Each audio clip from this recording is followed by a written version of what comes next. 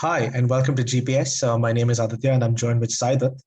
And what a wonderful way to bring you into the first race of the 2021 F1 calendar with quite an extravagant race under the lights in Bahrain and quite some sublime performances by a lot of drivers in the pack. And well, definitely a season start that we all like to see, and definitely filled with a lot of rage and controversy between a lot of fans, a lot of drivers. So definitely a lot to talk about. So before we jump into the nitty gritty of it, Saidat, what do you think about the first race in Bahrain? Oh man, see, it's been despite being quite a short winter break because of a long season last year, it was still a pretty long wait. Given we only had such a short testing period, ultimately the build up has been immense, and I couldn't agree with you more. What a way to start the season. What we all wanted to see was a super close fight, and that is exactly what we've seen today. That's exactly what we saw in this race. If this is anything to go by, this season is going to be probably the greatest of the uh, V6 turbo hybrid era since 2016. But yeah, absolutely smashed it out of the park. Full of controversy, of course. Could be very subjective as well, but all in all, I think this race gave just about everything we could have asked for a season opener. Yeah, man, I completely agree. There's so many things to talk about in this race. Given the fact that it wasn't so long since we last had a Formula One race and at the same venue, which was just a few months ago, a lot of teams have basically adjusted to the way COVID is moving. So right now, it's just a way of life. But also another important thing that has come out of the winter period or the past few months was that Sky has actually recorded the most numbers of F1 viewership throughout the globe. And the data had just come out a few days ago. And I think this was partly due to the effect of what Drive to Survive actually had. And I think that's very great. And when you actually put that into perspective,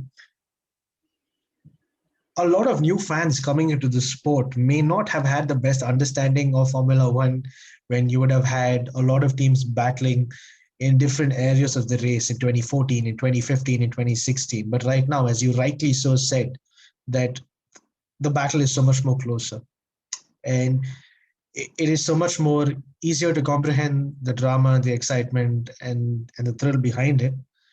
I think it is perhaps the best starts to an era, or let's say the best start to the end of the V6 era. For sure, absolutely. Although maybe not exactly the end of the V6 era, for sure it's the end of this so-called formula we've been following for now. What is this? The eighth year, right? Eighth, seventh, or eighth year that we're running this formula. Um, just before we get into this race, since we're talking about exciting season starts, I remember long back in 2014 when we started with this formula, that was a super exciting race as well. If I'm not mistaken, that was Kevin Magnussen's first race for McLaren, and he managed to get that McLaren on the podium. Of course, that's in Albert Park, generally a circuit which has been used as the opener at Melbourne, and you always see a lot of reliability issues. But yeah, what a way to start the era with a lot of chaos and perhaps end the era with a lot of chaos in the first race. But yeah, let's get on to the racing action and what we saw on Sunday. Now, for those of you who watched our episode in qualifying, we already saw a really exciting end to Q3, and that could have already been heavily indicative that we were going to have a super exciting race, between Mercedes and Red Bull. That's precisely what we got. However, let's get to the beginning of the race itself. Unfortunately, we almost lost the Red Bull in the beginning. I know. When I was watching the race, I saw the formation lap and Sergio Perez just rolling kind of rolling uphill down the back straight. My heart sunk. That was how he ended his last race with Racing Point as well last year. He couldn't even start the race because of an engine failure, and it's good he had the presence of mind to get that car back on track. But yeah, I think that itself would have told us that this race is already going to be throwing out all of the bad luck that the drivers could face. But yeah, anyhow, because of that, what happened was we had an extra formation lap. And honestly, we'll get to this point a little later, but honestly, I feel that is one of the things that played into perhaps deciding what the race actually finished as in terms of the top three. But on that note, yeah, let's go on with what happened in the beginning of the race, Shako. Yeah, I completely get your point, and you never want to see a car actually slowing down in the formation lap because that's literally the place where you get yourself into check, you get into your mindset, and then all of a sudden you have a car which is stopped on the side. Forget the fact that it affects a lot of other drivers in the field. It just turns the whole mood off to let's say the team who is actually taking care of the car as well. So yeah, and I think another important point that we have to also mention is that Sergio Perez, being one of the most consistent drivers, was off the back trying to prove why he has a seat in F1 and why he also has a seat in Red Bull. And his performance throughout the race, which we will consecutively talk about, was pretty much a reason why Red Bull have taken him. And as you kind of mentioned before, I think you are rightly so when you said that this is not going to be a regular season where you will have Hamilton, Bottas, Verstappen, all in the trio fighting for, let's say, your top three places. It has signs where we might see a few more drivers who might distort that that space as well. Yeah, but I think moving on to the way the race has started, unfortunately, we had an extra formation lap, so Sergio Perez had to start from the pit lane, and well, I guess I think the start was pretty much how we would thought it would be. Like people on the dusty side of the racetrack definitely had a hard time trying to get off the line. Going into turn number 5, turn number 6 throughout the chicanes down to the hairpin at turn number 8. Um, Mainly Gasly losing a front wing, a lot of damage done to Ricardo's rear. Uh, we also had a lot of places jumbled up throughout the order. Plus, we've also had a spin at turn number 4, or turn number 2 rather, for Nikita Mazepin. So yeah, quite the start to the 2021 season. Yeah, I mean that was quite unfortunate. And see, of course, when you see Mazepin spinning off, yeah, of course, it is a rookie error. Obviously, not one that's forgivable because you end up, smashing your car into the barriers. But yeah, I mean, we saw Mazepin spin in quali, and then he spun on the first lap, and somehow I feel like it's also got a bit to do with the Haas's balance itself, because then we did see Mick Schumacher spin off the exit of turn 4 as well. So, of course, maybe these drivers, the rookie drivers and Haas, are being a little throttle happy, but there could also be a problem potentially with the diff. Um, but yeah, of course, because of Mazepin's spin, we had another 2 laps of a safety car, and then when the restart was there on lap 4, we had Gasly running wide on turn 4 while rejoining the track through turn 5. He tapped Ricardo on the back. Yeah, see a lot of chaos coming up because of all of these starts. But I think only by like lap 5 or so we actually started getting some solid racing action. Um, but yeah, I would say up till perhaps the first round of pit stops. Sans the first 4 laps of chaos. It was quite a mediocre first stint for most drivers. What we did see was Sergio Perez instantly pitting 2 laps into the race for another fresh set of C3 tires, which are of course the mediums, right? So C3 was a medium for this race. So yeah, what we saw is few drivers just jumping into the pits. We saw Gasly immediately pit on lap 4 under the virtual safety car. So those were of course the earliest drivers to stop. Now we will talk a little bit about the midfield battles, but before that, I want to talk about a move that potentially perhaps decided and started steering the race to Mercedes' favor, and that was Hamilton pitting on lap 14. Now, I am happy I stood corrected. I stand corrected because during quali, during the post quali analysis that we did, I figured that Max Verstappen is mostly going to be the one who does the undercut by starting on a softer set of tires. However, we saw the Mercedes pull off the undercut, and somehow I feel that ultimately worked into their favor. Now, let's just look at the lap times. Of course, Hamilton pit on lap 14, and we saw Verstappen staying out for an extra almost 4 laps. Chaco, run us through what happened between those 4 laps. What do you think do you think that's what actually cost Verstappen the race?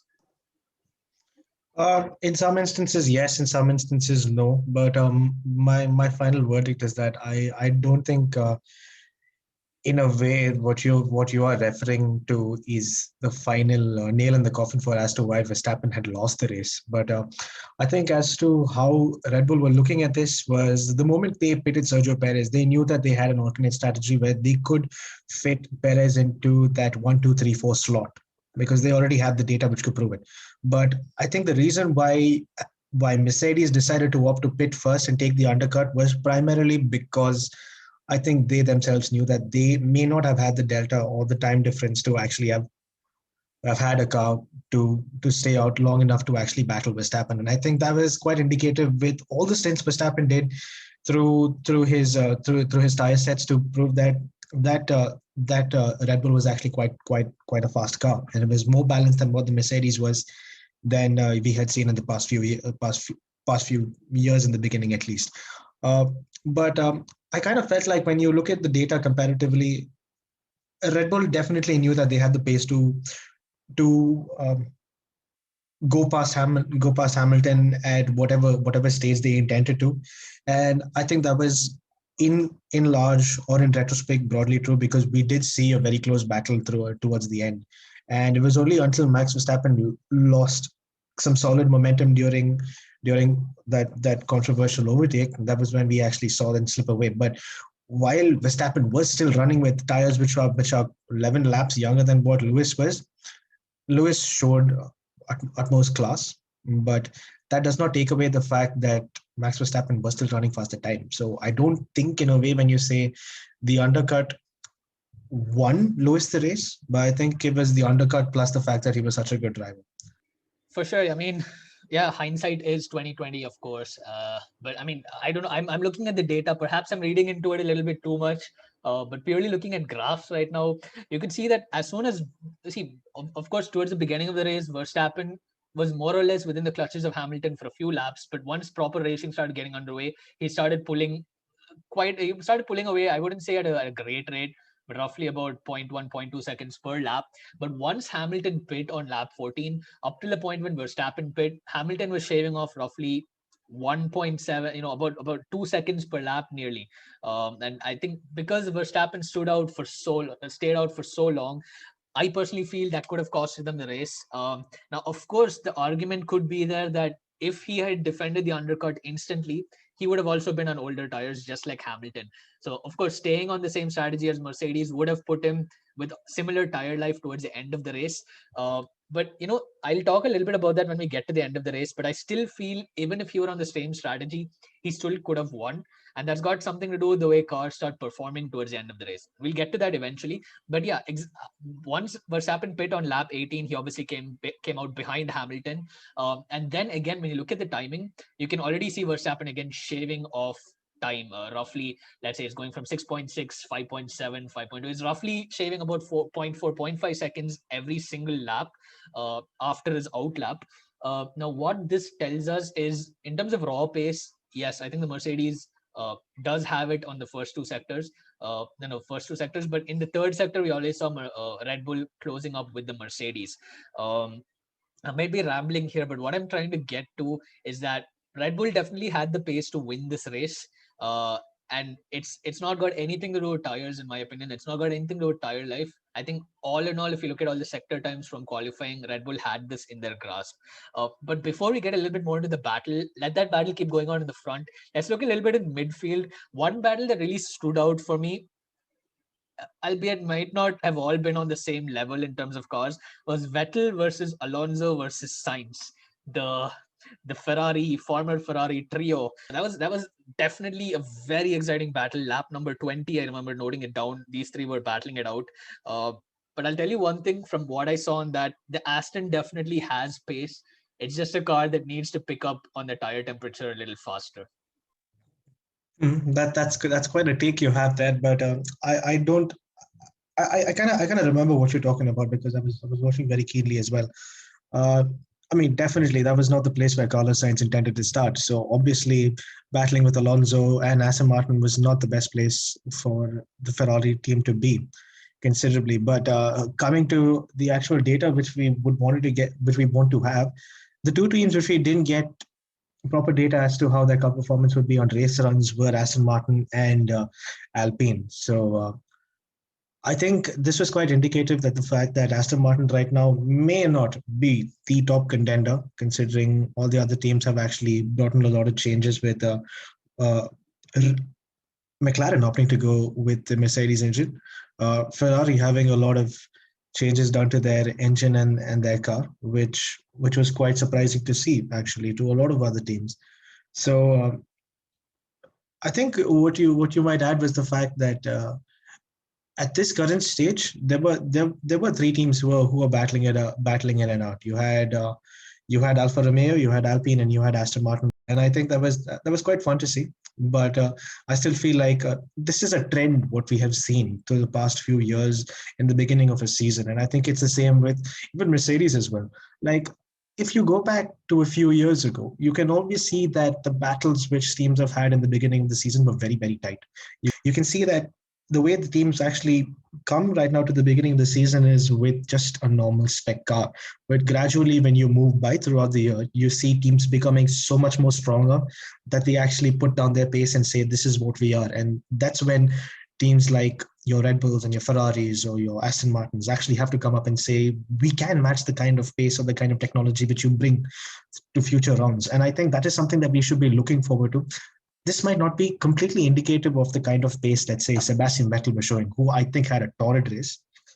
A very unfortunate race for Fernando Alonso as well, with the sandwich wrapper getting stuck in his brake ducts. I mean, what a welcome back to Formula One for the lad. But yeah, I think a lot of I think, as you said, Aston Martin is has the pace, but I don't think they're happy with what they're indicating right now because I don't think this was just I don't think this was the best place for them to start, considering they've had quite an awful preseason testing. Yeah, of course. I mean, I just pulled out that battle out of nowhere just because I was fascinated to see that happening. And like you said, see, Aston Martin definitely did not show their pace during testing. We saw them running quite conservatively. In fact, they were. We felt like they were sandbagging. Uh, although I wouldn't know why Aston particularly would want to sandbag. But my point is, yeah, see, Racing Point, as Aston was before, and before that Force India, this team has always been the sort of team that develops over time throughout the season, very similar to what Red Bull does. Even if you see some of if you see 2010, which is Red Bull's Vettel's championship, he really started clawing back towards the second half of the season. So teams like Red Bull and Aston definitely develop like crazy over the years, over the course of the season, rather in 1 year. So yeah, I have a lot of hope for Aston Martin. I'm not gonna lie, I don't want to be biased. I really do like Sebastian Vettel, and I'm really rooting for Aston Martin this year. But yeah, I just have to say, for Vettel to be gutsy enough to to be the only driver to pull off a one-stop strategy in this race was definitely interesting. Now, I have a feeling perhaps that because of such a radical choice for his pit stops, he was not able to control his tire life, tire degradation probably properly, and that's perhaps one of the reasons why he could have locked up and driven into Ocon. But in addition to that, of course, that is a driver's error, and we'll just need to wait and see. I'm not losing hope for Sebastian Vettel. I don't care what anyone else says. I'm still holding out for him. I hope he does really well this year. But yeah. A little stroll down through memory lane. I want to just bring two stories up for you. And the one was before we had Pirelli come in as a manufacturer into Formula One, and then the other is when Sebastian Vettel was battling Valtteri Bottas in 2018. So one thing we have noticed with Sebastian Vettel is that he actually knows how to nurture his tires very well for a very long time. And if you actually look at previous data with the way how Sebastian Vettel has done his data on tires, it's quite exquisite. It's probably just as good as Jenson Button, one might say.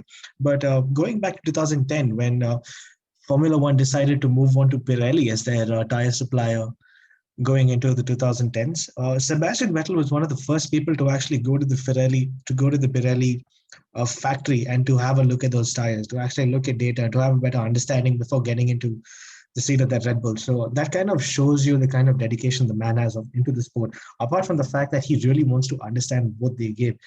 Apart from a lot of other drivers who just get into the car and say that, okay, fine, I'm pretty good. This is okay with the tires. Team's giving me data. I can give something back. It goes to and fro. But I think Sebastian Vettel just goes the extra distance. And I think we are seeing the repercussions of what that was. And I think the best example of what that was 2018, when I think he stayed out on the same. I think he stayed out on the softs of the medium tires for pretty much 30 laps, and I think he did a two-stop strategy, and he won that race in Bahrain. So I agree. I mean, these strategies are quite radical, but you can trust them in the hands of a Sebastian Vettel. But yeah, that accident, but that tap into the back of Ocon was completely his fault. But I think we can move past this, and we can look for future runs to give us better races or better racecraft in whatever aspect you might think No, about it. rightly said, Chaco. I really like the fact that you brought that up. Sebastian Vettel could be considered textbook driver 2.0. Um, he is a man with a lot of vehicle dynamic acumen, and I mean, of course, he's been in the sport for more than a decade, for well over a decade. So it's definitely a man with a lot of experience in the sport. But yeah, speaking of nurturing tire life, let's jump to lap number 28. Verstappen is flying, as the commentators say. Verstappen is really picking up pace, and Hamilton goes on the radio and says, "I can't go any quicker, Bono."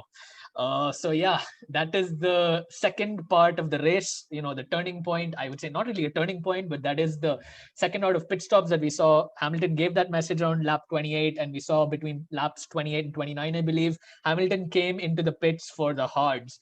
Now, this is where it's again advantage Mercedes. Why? I mean, of course, Hamilton is behind at this point. However, they have Bottas behind as well. If they were to get Bottas to pit quickly as well, they would have a good chance of undercutting and forcing Red Bull to reset that pit stop strategy timeline. So yeah, of course, lap number 29, Hamilton pits on hards. Now, remember, Hamilton, of course, he's pitting on hards and he still has a lot of the race yet to go. There's roughly, I don't know, like another 28, 29 laps more to go for the race. But we have seen in the past, Hamilton can drive the tires to the limits till the very end. We saw this happen in a very similar situation with Hamilton and Verstappen chasing him down, which was back in Silverstone in 2020 when Hamilton's tire exploded. Now, of course, that's a completely different situation, but it just tells you how good he is in controlling a car. To its limits. So, of course, one might argue that okay, fine, Hamilton pitting on hards that early is in Red Bull's favor, and I believed it as well. But as the race progressed, we saw that Hamilton was really able to control his tire life. However, on that note, I'd like to say that it felt like all in all in this race, the medium tires were the tires to be on, as we saw with Aston Martin space on them, as we saw with the Red Bull space on them. So again, if I were Red Bull at that point, I would perhaps be on a dilemma as to what to do with Max Verstappen. Now let me just double check the tire stints. So after the first set of pit stops, Verstappen was still on the C3 tires, so he still had medium tires. Yeah, I mean, you are broadly correct when you say this, but I don't really have much to add into this point of view because after a particular point of time, it's just it's pretty much only going to be just speculative reasoning at best. But the way I look at it was that these were teams with different strategies. These were teams with different strategies who trusted the fact that their cars and their drivers were better with the opposite tires. Like you say, Hamilton, we might say sitting at the back that Hamilton may not have had the best tires on at lap number 28. But I think, given to most F1 fans who understand the sport, that it was quite visible that a lot of teams were going for a three-stop strategy, and a three-stop strategy is possibly one of the best ideas to do. But I think when it just comes down to which tires suited the cars best, I think Mercedes made their choice, saying that the hards were best for Hamilton, and similarly. Red Bull decided that the medium and the middle stint was a better option. So I don't really have much to add. It's just that it panned out for Mercedes better than how it panned out for Verstappen. But I think I think the better way to look at it is that this was Red Bull's game, but I think they were just outclassed. That's pretty much it. But there are so many more races to come, and this is the kind of thing that should keep us more enthralled. We can possibly just sit down and watch so many races from the corner and say that why are you making this call? Like why is the strategist making this decision? Like it doesn't really make sense, because when you have tons of data coming at you from the factory, coming from the team, coming from the engineers, you just have to let things pan by. And I guess the most trustworthy strategists right now are on the benches of Red Bull and Mercedes. Absolutely, I agree with you. There's only so much we can derive from the TV, and as I said before, hindsight is 2020. Hamilton pitted on lap 29, then Red Bull came in around lap 39 or so. So Verstappen ran for an extra about 10 laps. However, now that I see the lap times, lap charts, the gap was more or less the same till about lap 33, and that's where the pace of the Mercedes really picked up once those hard tires got up to temperature. And from that point on, Hamilton started shaving off roughly almost like zero point 0.9 seconds, 1 second a lap. So that should have been the point at which Red Bull, that's the point at which Red Bull should have pit. And of course they did. But again, I feel like Red Bull might have just reacted a little too slowly. I know what they really wanted to do was have a good set of tires in the end of the race to push. But I mean, given the tire compound they were going to finish the race which was the hard tire, if I were them, I personally would have pitted a little earlier, because a hard tire, running a hard tire for an extra 2 or 3 laps should not really make a big difference, especially because of the way the cars are. And this is where we'll talk about how the cars become towards the end of the race. Cars get a lot lighter on their fuel loads. Okay. What this ultimately means is, if your car is lighter, in order to go around the corner at the same speed, uh, granted you don't have as much normal load, but at the same time you don't have to pull off as many G's, because your tires are not under as much stress laterally when your car is lighter. So all in all, even if you have a set of tires that are slightly worn out, you still can manage to get a good amount of performance. So once again, see, it might feel like I'm blaming Red Bull. Obviously, they know way more than me, so I'm obviously not trying to blame them. But I felt like Verstappen was hung out to dry for about 4 laps too long in that second stint again. And because of that, see, Verstappen again started. He pitted on lap 40, 39, 40, and again started closing the gap. Looking at the calculation, we would have thought Verstappen would have caught Hamilton by lap 50. But one thing which none of us really factored in, at least from our our nice little couches at home watching TV, is that there is always the risk of running into traffic. And that is, I think, where another few seconds here and there, rather a few half seconds here and there per lap would have been lost in Verstappen's charge to catch up with Hamilton. Now let's go to that final. Where is it on lap on lap 53? That is where I think a lot of So on lap 53 is where all the controversy, as you would say, pops up. Personally, I don't want to talk a lot about track limits. I think that's already covered in detail in a lot of other streams of media. But Chaco, run us through what happened on lap number 53. Yeah, for sure, Salad, I can do that. But I think before we move on to the little more the rage about the lap number 53, I think you mentioned that Verstappen was running the hard tire during the end. And while I think you were talking about all the data, I think all the data is very true. What you have added to the fact that G's and cars being heavier and getting lighter and stuff, or even tires getting up a temperature. But I think the fact that you disregarded was, I think Verstappen was on the medium tires at the end. So I think with your analysis right now, I think you just proved the fact that Red Bull were going for a prime strategy, which was technically optimal for what Verstappen was doing. It's just that it didn't pan out for him, but there are so many more races to go. So I just wanted to point that out. Yeah, but coming into what happened during the end of the race, track limits. I mean, everybody loves talking about this, especially Alex Albon and Valtteri Bottas. I mean, they love it, of course. But I mean, this was quite inevitable. We could see this coming. I mean, you can see this happen in tracks where there's like tons of runoff, where there is no actual or significant area where you can see that no, I cannot put two wheels off these lines. And I think Sakir is one, considering it's just a vast open land. I mean, in most places. But yeah, turn number 4. We had been saying this from preseason testing.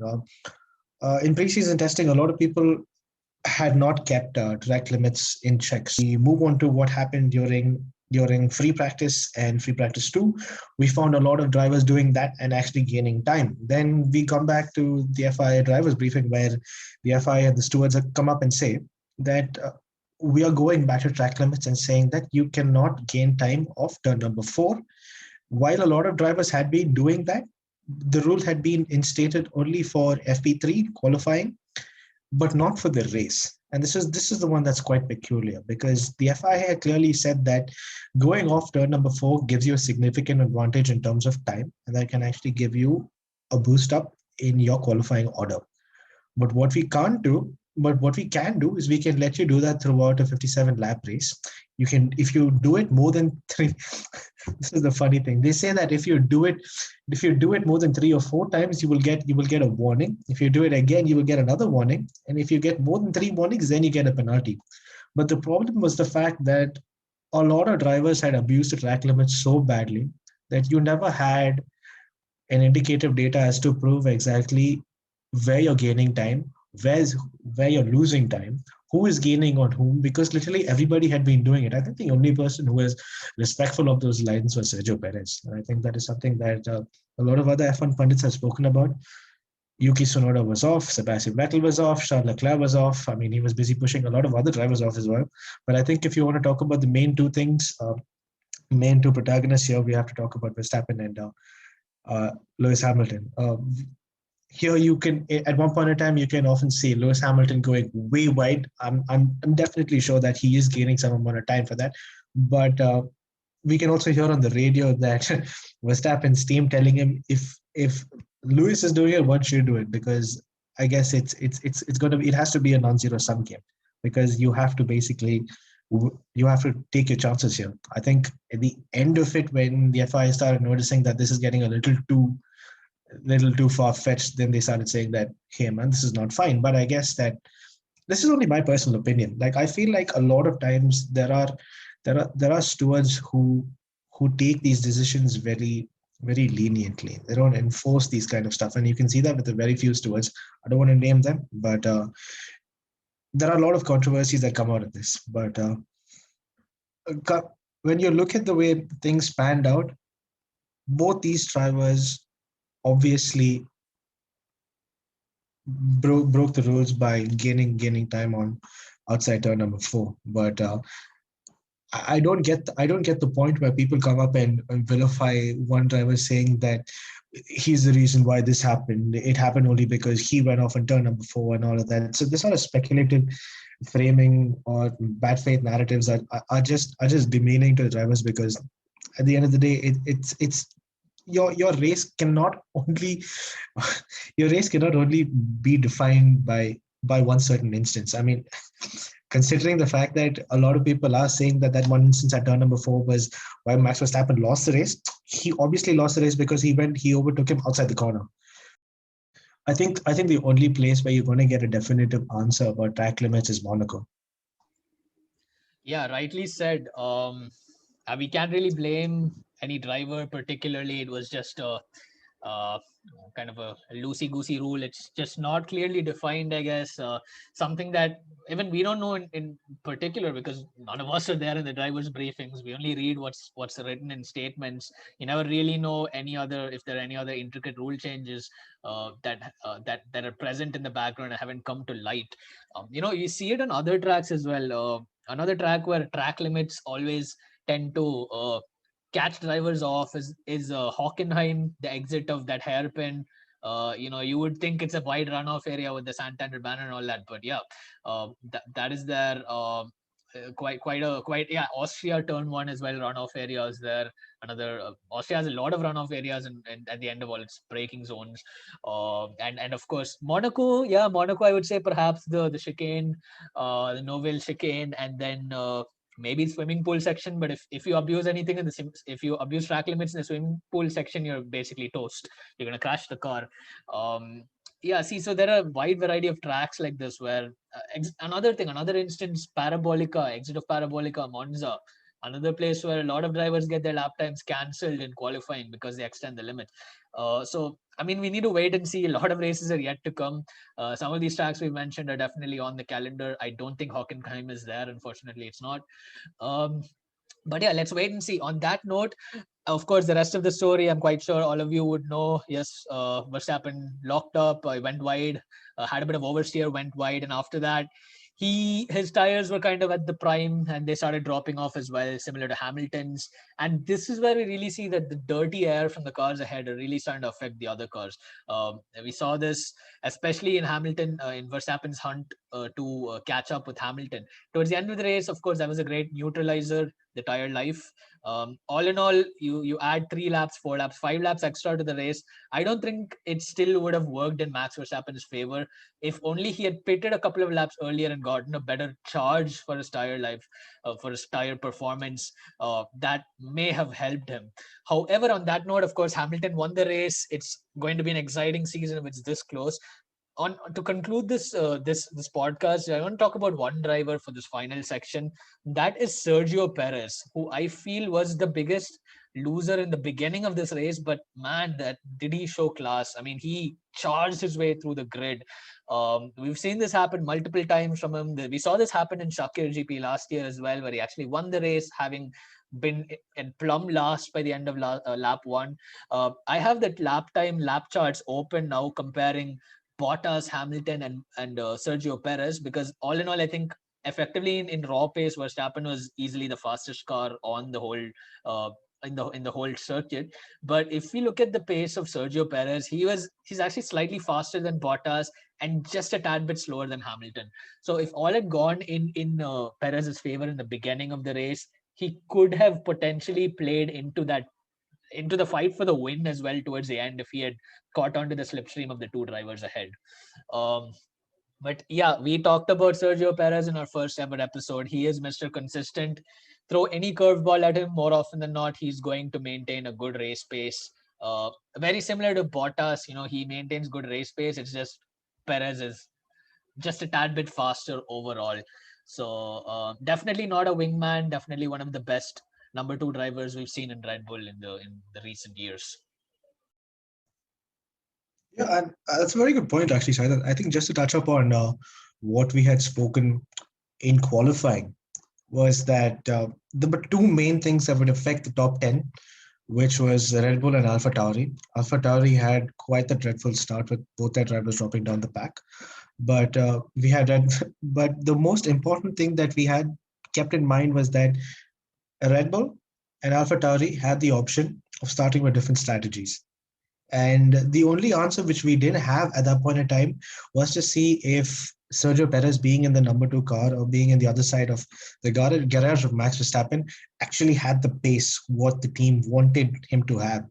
And rightly so, as you mentioned, he basically drove his way back up the field with lap times pretty much as close to what Mercedes were offering. So that definitely would have changed the dynamic of the way the top four would have been running on track, and maybe that would have had an inverse effect on even Bottas or Hamilton's lap time strategy. So I think that right now, coming out of race one, we can say that Red Bull is in a much better position compared to what Mercedes is. But if we go back a few more years, we can only see these teams getting stronger and stronger.